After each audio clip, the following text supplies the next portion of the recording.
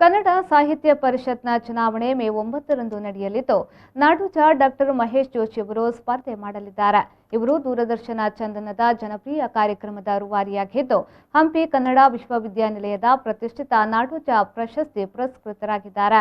2013ರಿಂದ 17ರವರೆಗೆ ರಾಷ್ಟ್ರಪತಿಗಳು ಹಾಗೂ ಪ್ರಧಾನಮಂತ್ರಿಗಳ ಎಲ್ಲ ಕಾರ್ಯಕ್ರಮಗಳ ನೇರ ಪ್ರಸಾರದ ಉಸ್ತುವಾರಿಯನ್ನ ವಹಿಸಿದ ಮೊದಲನೆಯ ಕನ್ನಡಿಗರಾಗಿದ್ದಾರೆ. ಇದೀಗ ಕನ್ನಡ ಸಾಹಿತ್ಯ ಪರಿಷತ್ನ ರಾಜ್ಯಾಧ್ಯಕ್ಷ ಸ್ಥಾನದ ಸೇವಾಕಾಂಕ್ಷಿಯಾಗಿದ್ದು, ಮೇ 9ರಂದು ಚುನಾವಣೆ ನಡೆಯಲಿದೆ. ಈ ಬಗ್ಗೆ ನಾಡೋಜ ಡಾಕ್ಟರ್ ಮಹೇಶ್ ಜೋಶಿ ಅವರು ಮಾಹಿತಿಯನ್ನ ನೀಡಿದ್ರು.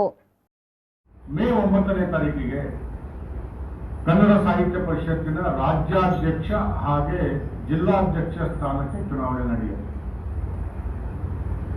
ನಾನು ರಾಜ್ಯಾಧ್ಯಕ್ಷ ಸ್ಥಾನಕ್ಕೆ ಅಭ್ಯರ್ಥಿ ಅಂತಾಗಲಿ ಅಥವಾ ಸ್ಪರ್ಧಿ ಅಂತಾಗಲಿ ನಾನು ಎಲ್ಲೂ ಹೇಳಿಲ್ಲ.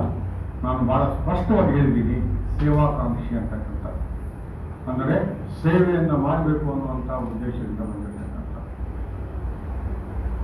ಸುಮಾರಿಗೆ ನಾನು 14 ಜಿಲ್ಲೆಗಳಲ್ಲಿ ಎಲ್ಲ ತಾಲೂಕುಗಳಲ್ಲಿ ನಾನು ಈಗಾಗಲೇ ಪ್ರವಾಸವನ್ನು ಮಾಡಿದ್ದೀನಿ.